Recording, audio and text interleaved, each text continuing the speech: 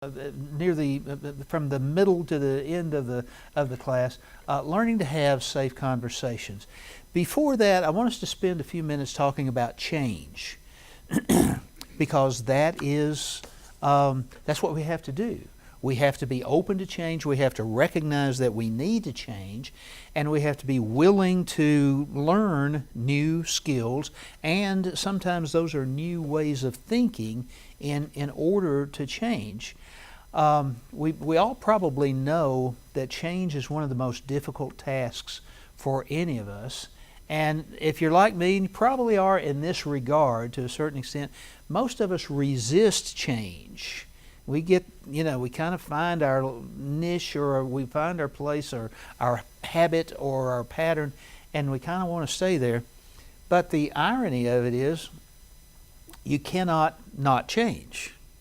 As much as we resist change, change happens every day in our lives. I'm not the same person I was yesterday, because I know a little bit more, or maybe I've forgotten some of the stuff that I knew yesterday.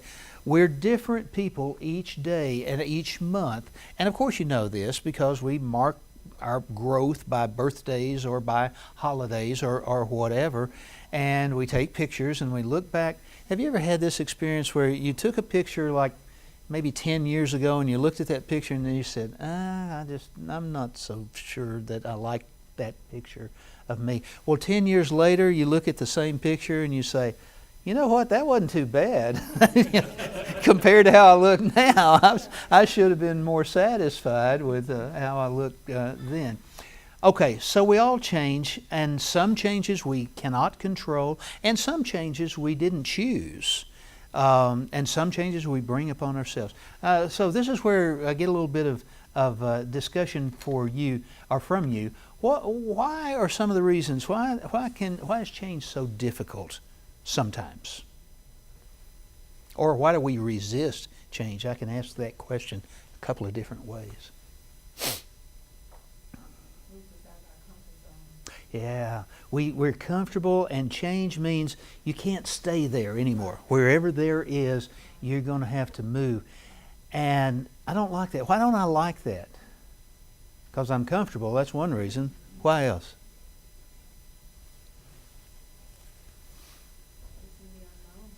There you go. It's new territory.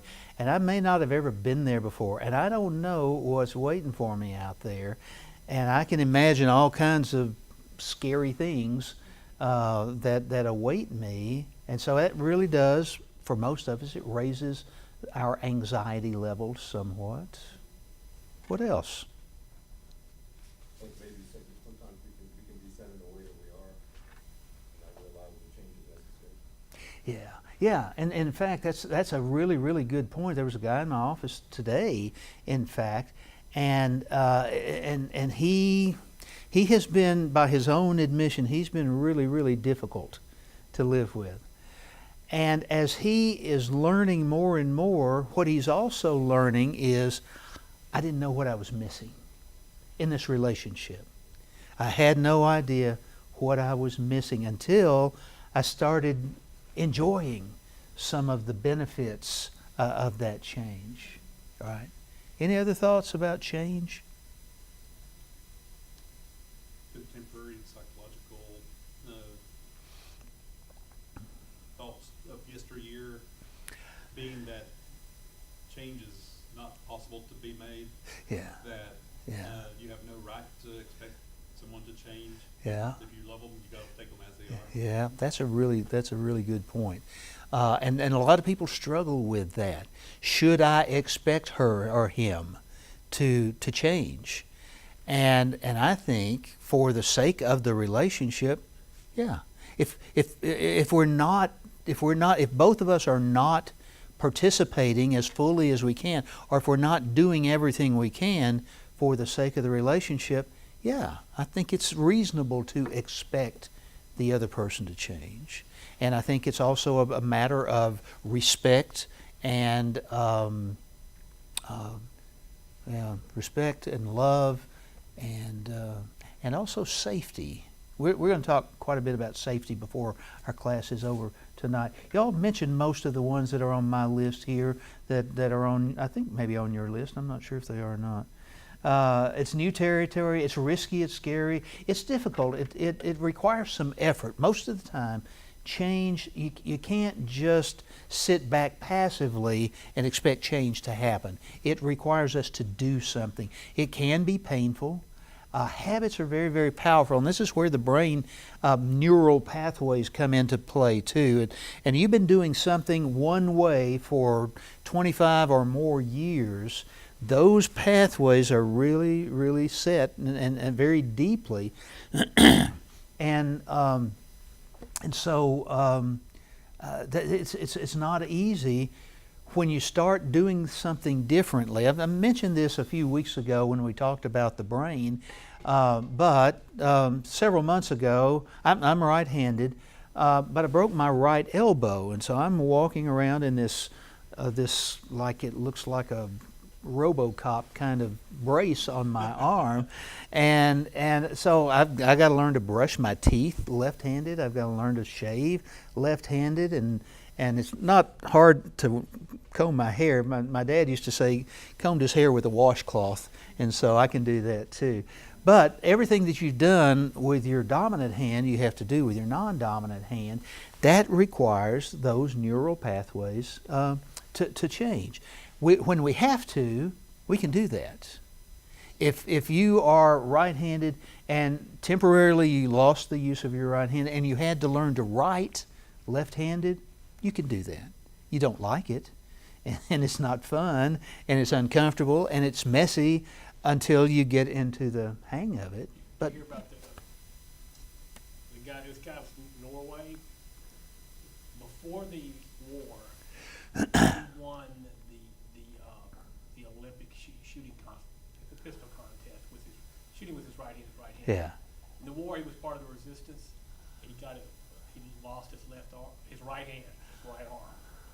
So he came back and won it afterwards with his left hand. Kind of amazing. you know, I think I vaguely remember that story, which is truly, truly amazing. To reach that level of expertise, and that means his brain did a whole lot of Right. a lot of work on That's that. right.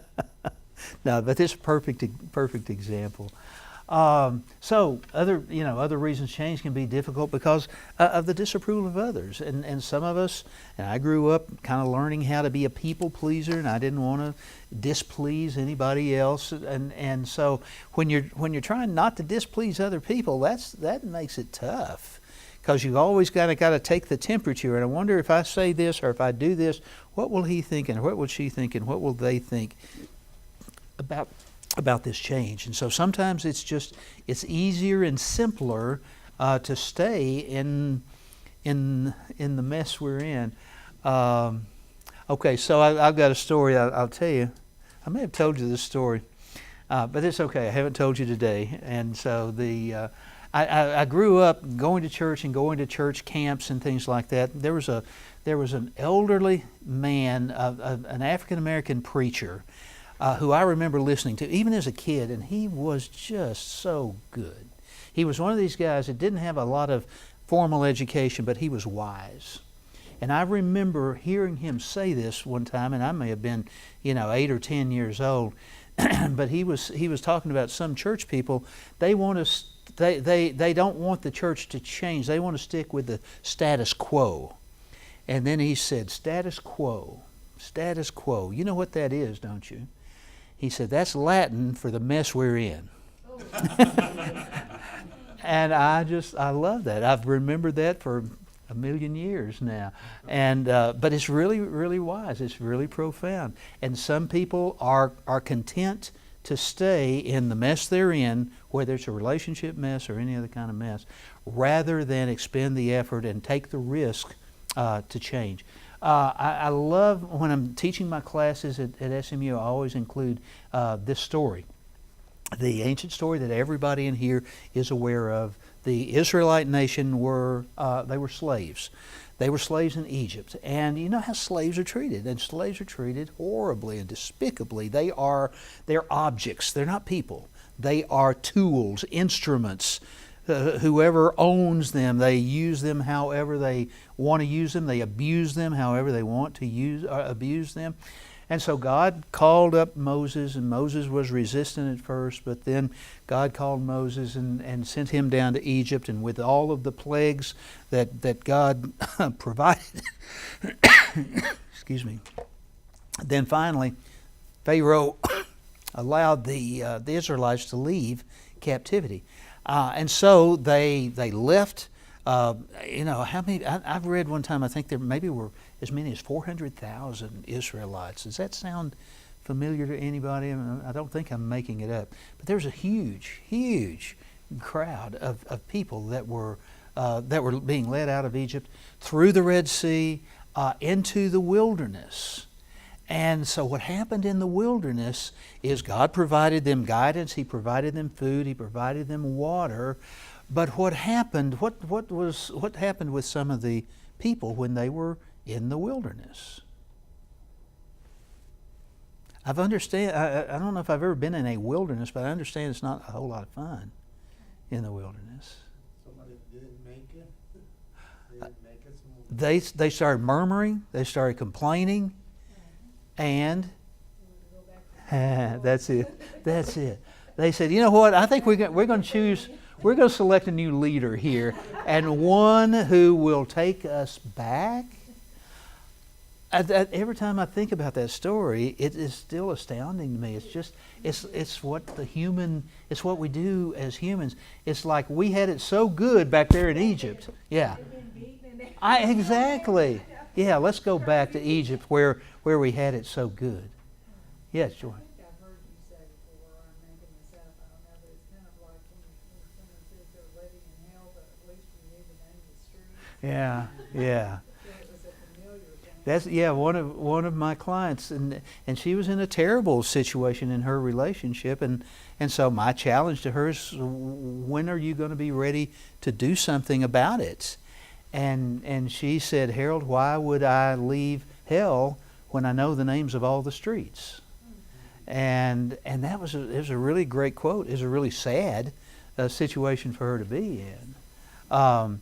So what we've got here is a very striking commentary on human nature. But here are some lessons to be learned about change, which you already know.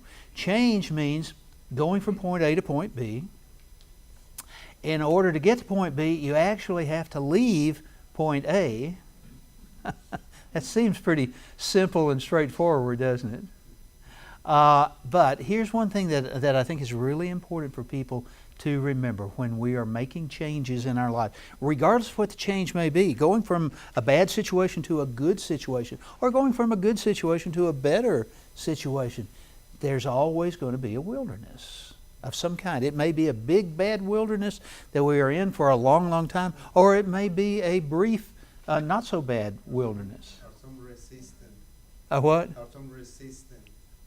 Oh, yeah. For somebody. It's not going to be fun. It's not going to be easy, and we may be tempted to go back to where we started. I think these are principles of change. These are principles. Anytime we're making a change, we may get halfway and decide, boy, I don't know if this is worth it. I don't know if this is worth the effort and the energy and things like that.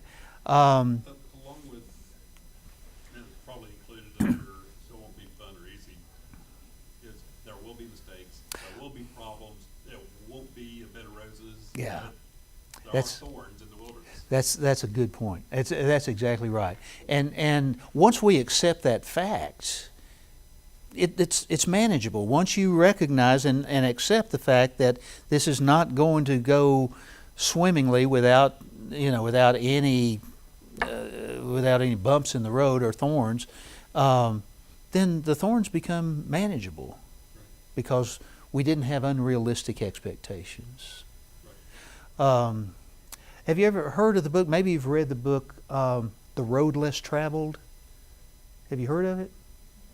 It's a book that was really, really popular probably 25 years ago. Those are the books that I'm most familiar with, the ones that were popular 25 years ago.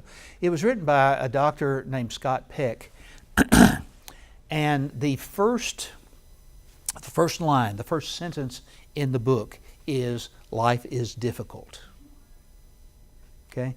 And then he goes on in the second paragraph to say, once you accept, it's just like we were talking about, once you accept the fact that life is difficult, then it becomes less difficult. It's manageable. But if you go into life expecting that everything should go well and smoothly and without any bumps, then we're always going to be disappointed. Always, every day. But we accept the reality that life is difficult, and then it becomes much more manageable. There's a formula for change. I don't think I've got in your outline, but it's one that I really, no, I think I do have it in your outline. I can't remember. Do I have this? Yes. Okay. I like this formula for change because it breaks it down into its components. The first step is awareness, and that's where we have to recognize where we are in life and who we are. I think it was maybe the second class in this series had to do with self-understanding. That's what this is about. It's about being aware of who I am, where I am in my life. Where do I want to stay where I am, or do I want to move forward?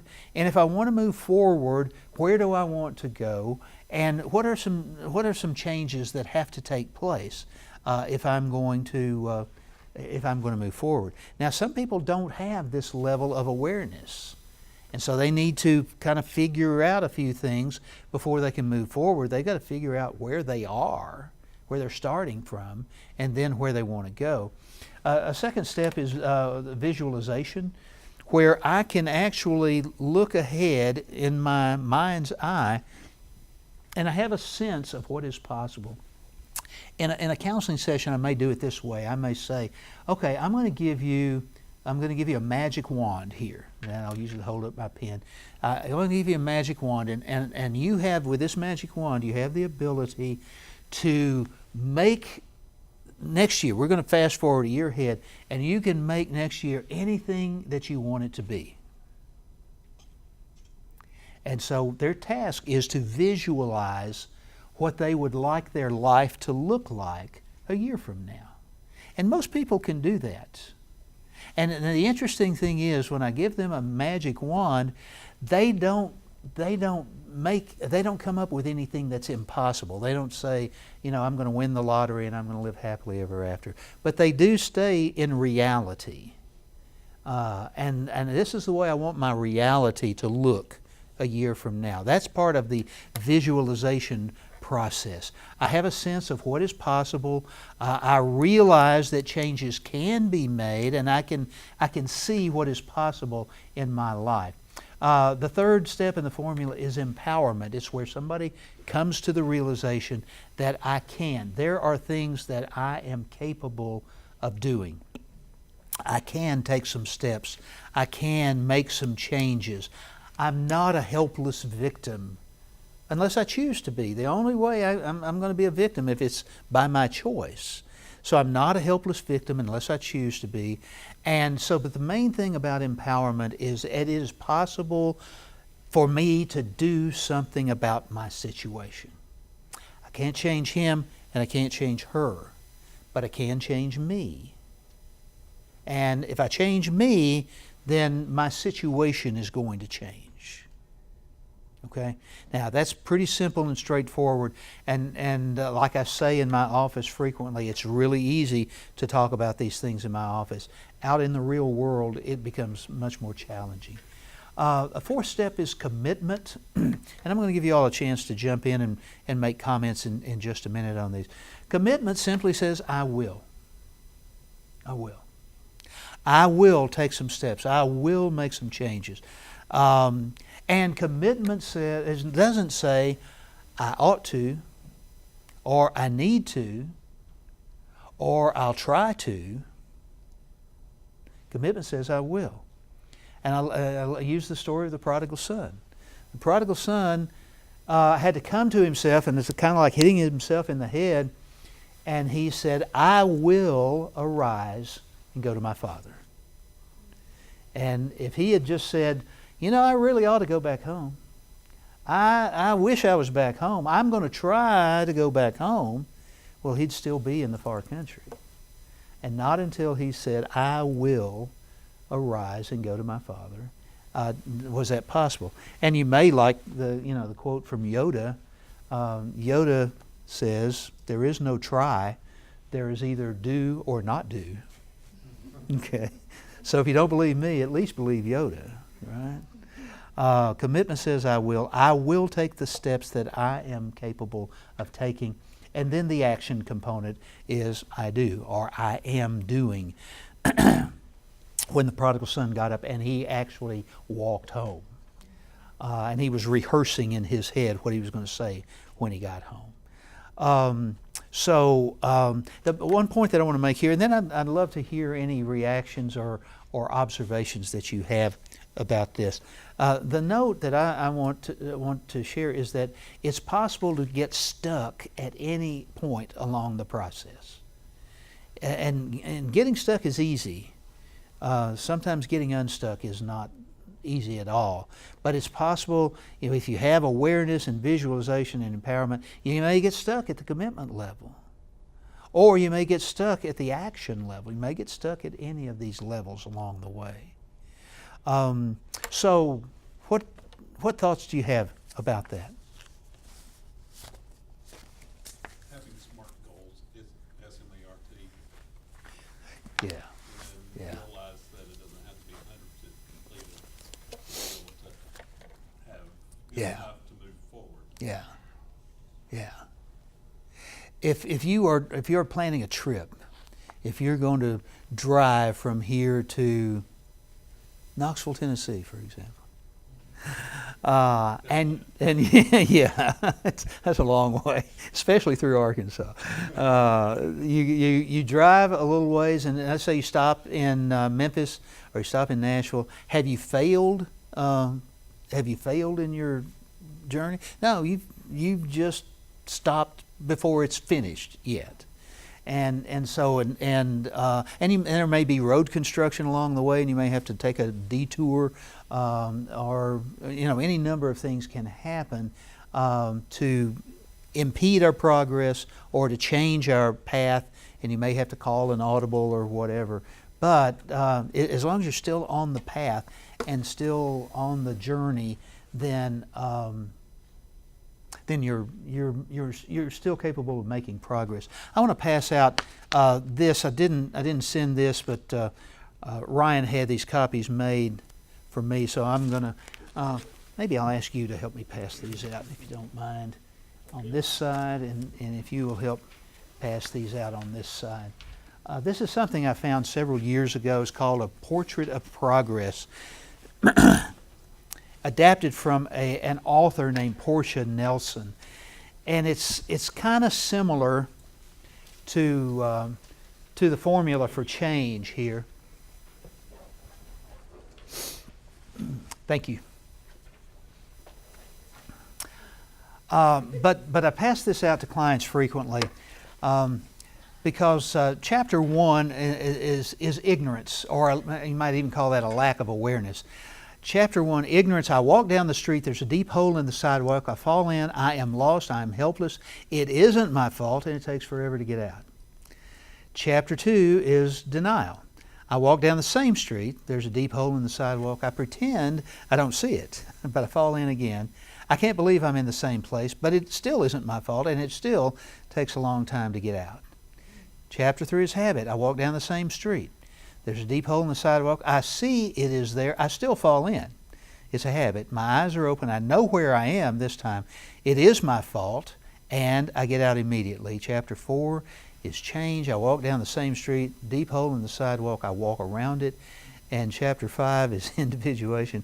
I walk down another street. Isn't that good? Yeah. Why did it take me 5 steps to walk down that other street? I'm not sure. But I guess I'm thick-headed. But I think this is a portrait of progress. It's a portrait of growth, and it's a portrait of change. And I thought that y'all would appreciate that. Okay, we're going to talk about safe conversations now. And I've told you about it before in these classes, and I wanted to share just some principles of safe conversations with you. Rick, what is Rick's last name? Evatt. Would you spell it? E-V-A-T-T. E-V-A-T-T. Thank you. Rick provided for me a few weeks ago something that he had taken from Safe Conversations and adapted to a passage in Ephesians 4. And I want to read this to you because I think he nailed it with this. In Ephesians 4, 29 through 32, through the end of the chapter. So, as you know, one of the most important, indispensable, non-negotiable items in a safe relationship or a safe conversation is that we both feel completely safe to say what we need to say, knowing that other person that's not going to be used against us. We can open up, and that is not going to be used against us. That the other person is not going to say something mean-spirited to us. And so in Ephesians 4:29, Paul writes, "Let no corrupt word proceed out of your mouth, but what is good for necessary edification, that it may impart grace to the hearers.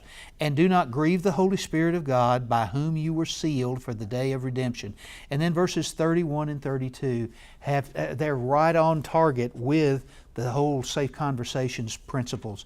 "Let all bitterness, wrath, anger, clamor, and evil speaking be put away from you with all malice, and be kind to one another, tender-hearted, forgiving one another, even as God in Christ forgave you." And so in verse 31, Paul says, you got to get rid of this stuff. You got to get this stuff out of your head. You got to get it out of your mouth. You got to get it out of your life. But you got to replace it with the things here in verse 32. Be kind to one another, tender-hearted, forgiving one another, just as God in Christ forgave you. And so the whole Safe Conversations initiative began with Harville and Helen Hendricks asking each other, why do couples fight? And the reason they were asking themselves that question is that they were fighting in their relationship. There was a lot of fighting going on in their relationship. These are two marriage and family therapists, and they're at each other's throats. And they actually, by their own admission, they thought about divorcing. But they decided, before we divorce, let's try to see if we can figure this thing out. We've read a lot about it, but we've never read anything that really helped us understand it and explained it to us. And so there are several reasons they found, but one of those reasons is that all relationships go through stages. And so the stages are pretty simple to understand because we've all experienced these things. And the first stage is the stage of romantic love. And it is wonderful. That's how we're built, by the way. We talked about that earlier in the series when we were talking about attraction to each other. We talked about the chemistry of love and how these chemicals are released into our system, and they are wonderful. It's like bells and whistles. It's like fireworks. And early in our relationship, we can't wait to talk to each other. We can't wait to be with each other. We can't wait to get our hands on each other. We can't wait and we can talk for hours on the phone or in person. And it's just absolutely wonderful. Problem with the romantic phase of a relationship is that it doesn't last. It is physiologically not sustainable. Now that means it will run its course. That doesn't mean we stop being romantic altogether. It doesn't mean we stop liking each other. It doesn't mean that at all. But some couples interpret it that way. So the average length of time for the romantic phase of a relationship is about 18 months, which means some couples, they lose it a little earlier and some couples sustain it a little bit longer. But the reality is that level of intensity is going to subside. Problem is, as I just mentioned, some couples misinterpret that. And some people will say, well, we must have fallen out of love. You don't fall in love, and you don't fall out of love. Excuse me. But that's the mistaken notion that some people come to. As the romantic phase begins to subside, then we frequently, maybe we already have, gone to a second stage in the relationship, and that's the level of commitment. That's when we decide we're going to take this to another level. We are going to be together. We're going to be exclusive in this relationship. We're going to get married. We're going to have a child. We're going to buy a dog. We're going to, whatever it takes. We are moving this to a new level. Now, here's the problem. I mean, commitment is what we need to do. That's what we want to do. That's what it keeps people together. But the problem with the commitment is that's where bickering and fighting often starts. And if you think about it, it makes sense. The reason is when we're just kind of having fun with each other, if that relationship goes away, okay, it's going to be sad, and I'm going to miss her, and I'm going to miss him, but okay, we'll get over that. When we are committed to each other, then we've got more invested in this thing. There's more at stake.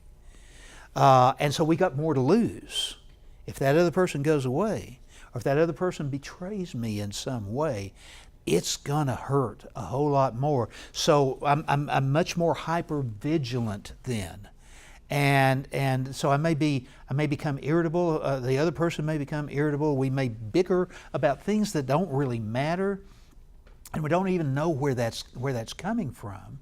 But it's a part of the progression of the relationship. It's a natural part of the progression of a relationship. A third stage of the relationship is a power struggle. So this takes it to another level. Power struggle is where we are frequently really, really afraid. And I'm afraid of losing this person, but I'm also afraid of losing myself.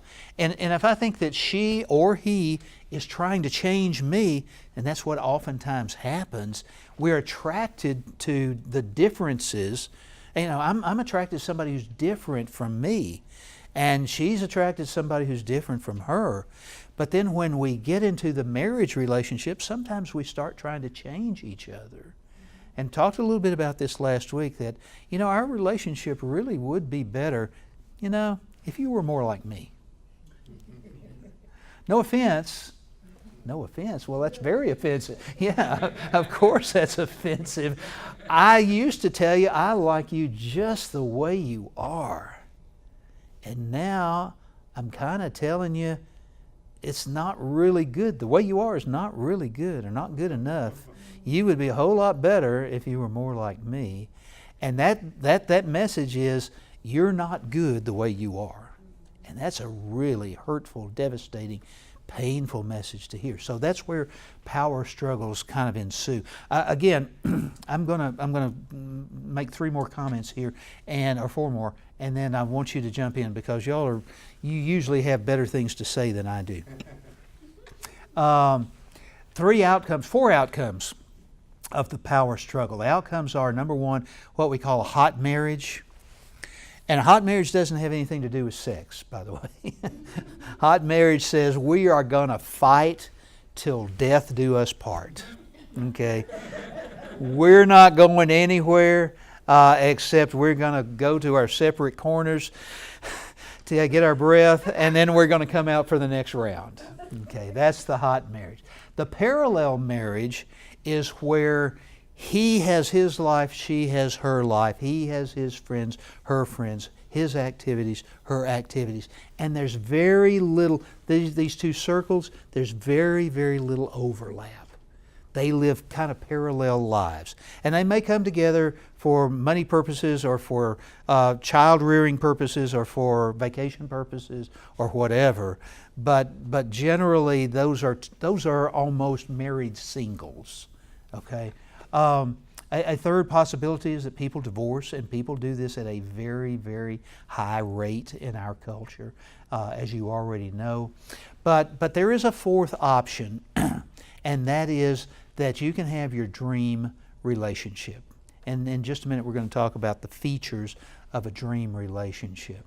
But I want to pause my talking here for a minute and let you jump in. Any particular thoughts or ideas or reactions to what you see here in the stages of the relationship and the outcomes of the power struggle? You don't have to tell anything about your own relationship, but Just a question, Dr. yes, sir. Basically, with romantic love, why is it that it's such a short period of time that people actually fall away? It's a really good question, and what Harville Hendricks has said in answer to that question, he said, that's one of the questions I'm going to ask the Lord someday. I don't know. I believe one of the reasons why we have that period of romantic love is it brings people together, and it helps us with the procreation, the perpetuation of the species. It brings people together, but as we talked about a week or two ago, it doesn't keep people together. What brings people together are emotions. What keeps people together are decisions. I decide to be committed. I decide to trust. I decide to deal with conflict and cope with crisis. I decide to spend time with my partner. These are all decisions in committed relationships that we make. But your question is a really, really good one, and I don't believe I have an answer to that. Although somebody else may have an idea about that. Anybody want to speak to that or to something else? Don't mean to put you on the spot. He put me on the spot, so I can put you on the spot. Any other observations about any of these other things? Two things. Well, the one on the maybe have to do with the education or the way we grow up. The emotions first, and you're attracted, and then, like you say, to keep it together, you have to decide to be together. Yes. Yes. So maybe where you came from, what you have learned through your whole life, like you talked in the first class, affects all the. Yeah. No, and your point is well made that a lot of what we bring into our relationships is not about our partner. It's about what has happened. Yeah, what we grew up with, and I talked with a lady yesterday, and she and her husband, they really do love each other, and they really want to make this thing work. But she recognizes that she's bringing a lot of anger into the relationship. She's not angry with her husband, although he catches the brunt of some of her anger. She's angry with her mom, and with good reason. She was not treated well at all when she was growing up.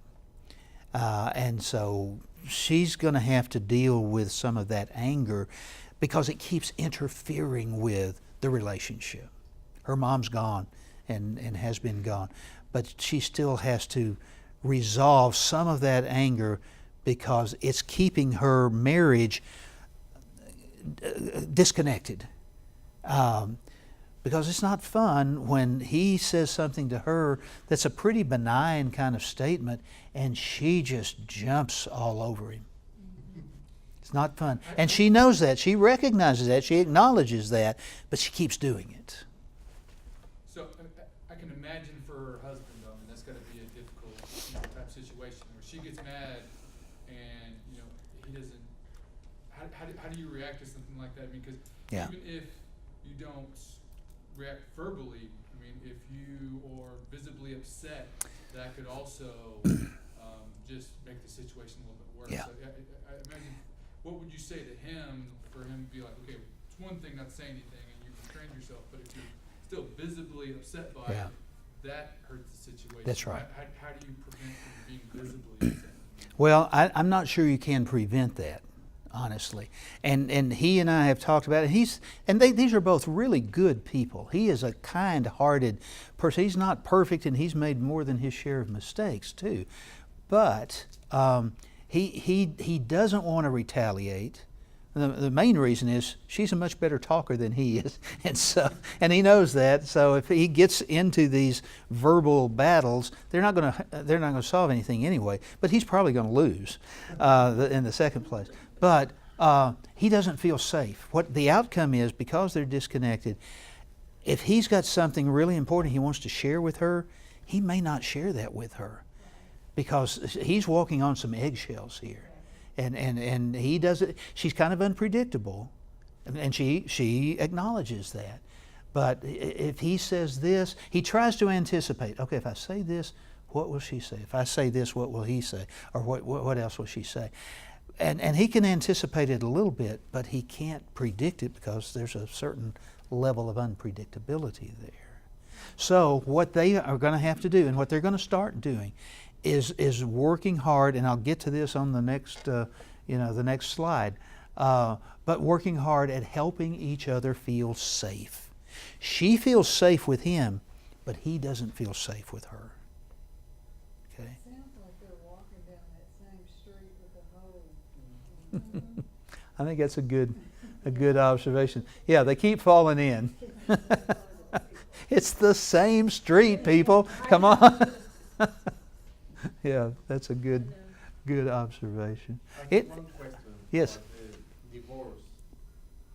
I mean, talking about all the beliefs in men and women being different. When we jump into the relation, we bring both of the value to the relation. Yeah. I got mine and she got hers, but Yeah. when we do this, Yeah. I don't know the percentage of men and women that got more serious than the other one. I mean, like women will say, I will not divorce you. I'm not gonna get divorced because that's what I'm meant to. And sometimes men like us, we're not too sure what we're doing. Or the other way around. Yeah. So how we can, measure that between men and women to get more deeper? Now, it's a really, really good question, and I'll answer it this way. There have been a lot of studies done over the last many years that do show very clearly that the differences between two people are not the problem. Because and people come into my office and other counselors' offices, and they'll hold their hands up like that, and one of them will say, "We are so different." And the implication is there's no way possible that we can have a happy marriage because we are so different. And that's just not true. That's right. There are people with vast differences who are really, really happy with each other and have learned how to manage those and even celebrate those differences. So it's a misconception and a myth that if these are two different people, and I'm going to tell you, of course they're two different people. We're attracted to people who are different from who we are. And of course we're going to be married to somebody who's different. But that is not the reason why people, that's some people who are looking for a way out, they may say that, they may use that as an out. But it's not a legitimate reason. Okay? So let's look at some features of the dream relationship. And I tell you what, I'm going to go through this one kind of quickly because this is very, very simple. This is not rocket science or brain surgery. 3 primary features of a dream relationship. Number 1 is safety. And that means emotional safety.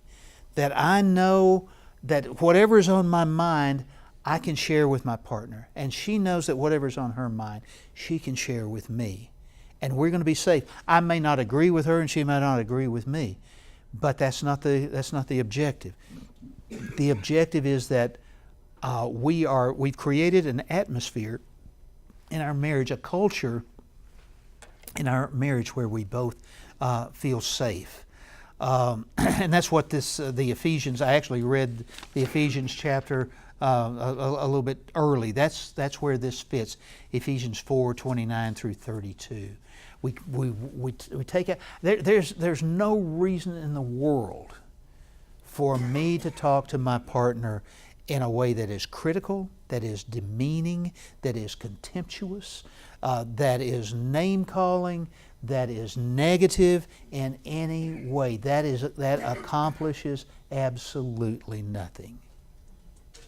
And if we are both on board with that, we are going to create and maintain that culture of safety. Harville and Helen Hendricks, they tell this story about themselves. They decided we cannot. Okay, I'll get to this on the next slide, but I'll go ahead and tell the story right now. They said, we can't keep talking to each other like this. We cannot keep yelling at each other and calling each other names and demeaning each other. And so they made a pledge. We're going to take this zero negativity pledge.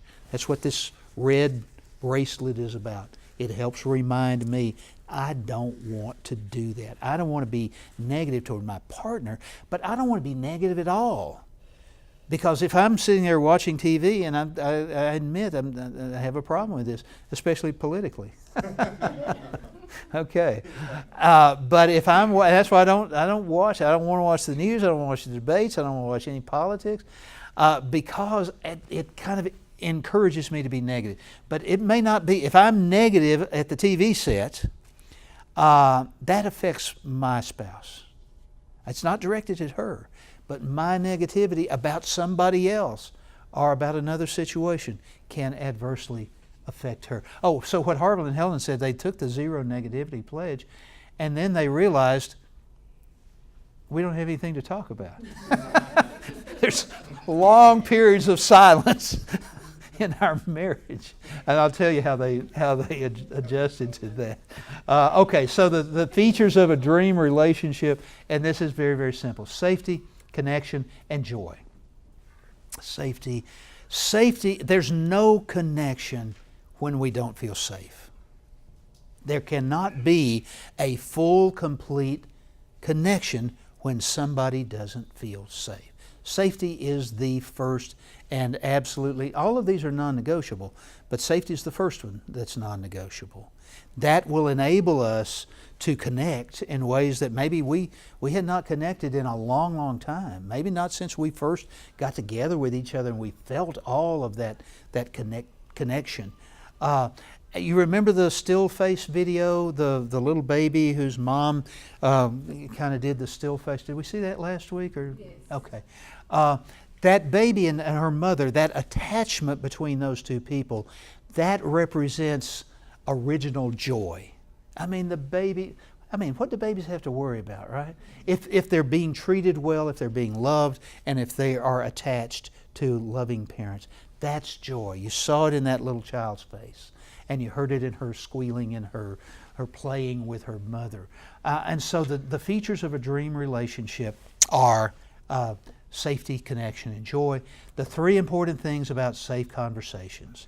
Three important things are, number one, an idea. The idea is that childhood influences marriage. And I will share with you my strong belief it always does. And people come into my office and they'll argue at that point. Oh, Duncan, it's been 50 years since I lived at home. My parents have been long gone, and my childhood doesn't have anything to do with my life today. I'm sorry to tell you this, but that's incorrect. I'll tell him as polite. It's usually him who is saying that, and I'll be as polite as I can. But I'm also going to be firm. Now, I had, thank the Lord, really a wonderful, wonderful childhood, but it wasn't perfect, and I am still influenced by the childhood I had. Excuse me. So, one idea, and when two people can talk about the influence of our childhood upon ourselves today and upon our marriage, that's a really, really bonding experience when we can have those conversations. One skill is the dialogue process. Well, I was hoping to have a little bit of time. I didn't plan very well for this to demonstrate. But in our workshops, in our Safe Conversations workshops, and in the counseling that I do in my office, I will frequently have the husband and wife turn their chairs toward each other, face each other, and here's just a little abbreviated version of the skill. The first thing we do is we look in each other's eyes and we take 3 deep breaths. And so when they're doing that in front of an audience, I'm the audience, they're a little self-conscious about it because they've not ever done this before. But the purpose for that is to let our brains calm down. It's to try to help our eyes dilate a little bit when we relax. Our eyes are dilated a little bit. We slow our heart rate down a little bit, and we're ready for a conversation. The next step in this dialogue process is asking if this is a good time. And so I may say to my wife, I have an appreciation I want to share with you. Is this a good time to do that? And the reason for that is that we're all so busy, and we all walk around with a movie playing in our head. And so I've got a movie playing in my head, she's got a movie playing in her head, and if I walk up to her and I just start talking, hey, honey, one thing that I really do appreciate, she's probably not going to get it, going to get that first part of it, because I interrupted her movie. And so if I say, is this a good time to share something with you, to share an appreciation, or to share a concern that I have, then it gives her time to say, yeah, I'll put my movie on pause, and yeah, I'll pay attention to you now, so go ahead. So we try to relax, we take deep breaths, we look into each other's eyes, we ask if this is a good time, and then there's a sender and there's a receiver in the dialogue. So let's say that I've got a concern, and I say, one thing that I'm concerned about is, the holidays coming up, Thanksgiving. I'm a little concerned about Thanksgiving because, we're going to have family here from out of town, and we're going to have people who are in town, and we've got a choice. We can have either 2 separate Thanksgiving meals at our house, or we can try to have everybody at one time, and I'm a little concerned about that. So I put a concern on the table. Her job is to mirror that back to me, and she will say, let me see if I got that. You're concerned, and she will, and then that lets me know that she's been listening, and she's heard what I've said, and so she repeats it back to me, and then she will say, is there more about that? And that's a really important question, because there's always more. So that'll give me an opportunity to say, yeah, I'm concerned about that because of what happened last year. or some other thing. We don't want that happening again. No offense to anybody. No, but it gives us a chance to kind of drill down and talk a little bit more. And then she will reflect that back to me, and she'll say, is there more about that? And then she'll reflect that, and is there more about that? That's a real safe conversation. We're not fighting.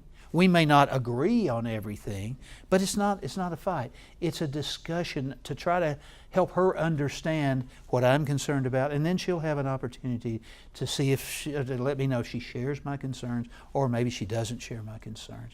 But that's the dialogue process. It's a very structured kind of dialogue. It feels kind of awkward at first. But the more you do it, you get more accustomed to it. And then so we got one idea, childhood influences marriage, one skill, the dialogue process, and one decision, and that is zero negativity, as I mentioned a minute ago. And here's one of the really important things about zero negativity. How do you know what's negative and what's not negative? Well, the answer to that is whatever my partner perceives to be negative is negative. And I may say, I didn't mean anything negative by that. And I didn't. I didn't intend that at all. But if her perception is that was negative, then it is. And I've got to respect that. Whatever I perceive as negative is negative. And so what we do then, once we can take that zero negativity pledge, we're going to be more and more connected, and we learn this skill. And my experience as a marriage and family counselor is that most people don't know how to do that, don't know how to do the dialogue thing. It's not what we learned growing up. I sure didn't.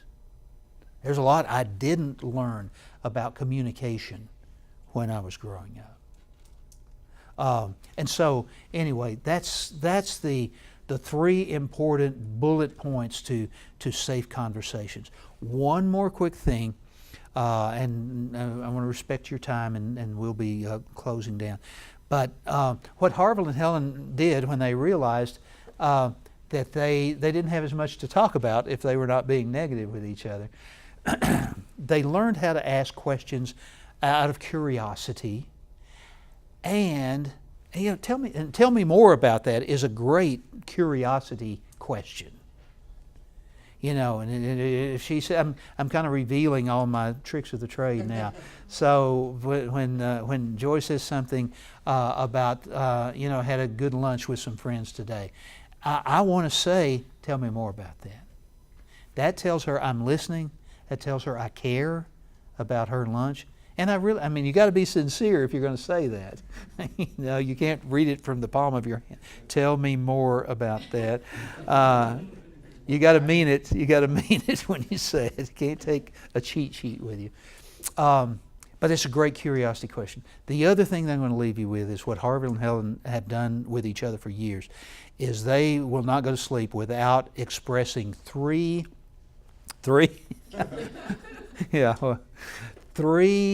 statements of appreciation or three statements of gratitude. Appreciation and gratitude every single solitary day. Every day. And you can say some of the same things. You don't have to come up with new stuff. But that is, and you don't have to do different stuff. The concept of the emotional bank account. That's what this is all about. That I want to make regular daily deposits in her emotional bank account. I want her to make regular daily deposits in my emotional bank account, so that when we do hit a bump in the road, and we're still going to hit bumps in the road, it's going to happen, that she's not going to be emotionally overdrawn and I'm not going to be emotionally overdrawn, right? I know that she loves me. She knows that I love her. I know that I'm safe with her. She knows that she's safe with me. And so we're going to hit this bump in the road, and we're going to be able to handle that, because it's not going to take everything that we have away from us. Okay? So this is not complicated stuff. But going back to the change thing we talked about earlier tonight, it does require some change, and it requires some consistency and some effort. But you're going to be changing those neural pathways, and you're going to be creating newer, healthier, and stronger neural pathways. And once you turn that corner and you've gained some momentum, then it keeps going. It's a really it's the best couples communication system I've ever seen. I've mentioned that before, and I think I showed you this last week. I found this in a gift shop in Knoxville, Tennessee, as a matter of fact. All roads lead to Knoxville. You don't have to attend every argument you're invited to. It's just I've got it in my office, and clients comment on it all the time. I'm going to stop. And I really do appreciate your being here, and I appreciate your comments tonight and your participation throughout the entirety of this series. On the bottom of your outline, there's our website is PrestonPlaceCounseling.com. Donnie, our webmaster, has the first, I think he's got the first 5 lessons posted on our website. So any that you missed or any you want to see again, you can go to the website, click on videos. He'll have the last 2 done within the next few days, I think. So again, thank you so much. Let's close with a prayer, please. Father, it's such a blessing for me to be here. It's such a blessing to interact with these people and to share some thoughts and to get some comments and observations from them. Thank you for these opportunities that we've had over the last several weeks. And I pray that you'll bless each of us in our relationships and help us to do everything possible to help our partners feel safe and to add more and more excitement and joy and connection to our relationships. Father, thank you for blessing us with the people who we are connected to, and we pray in Jesus' name. Amen.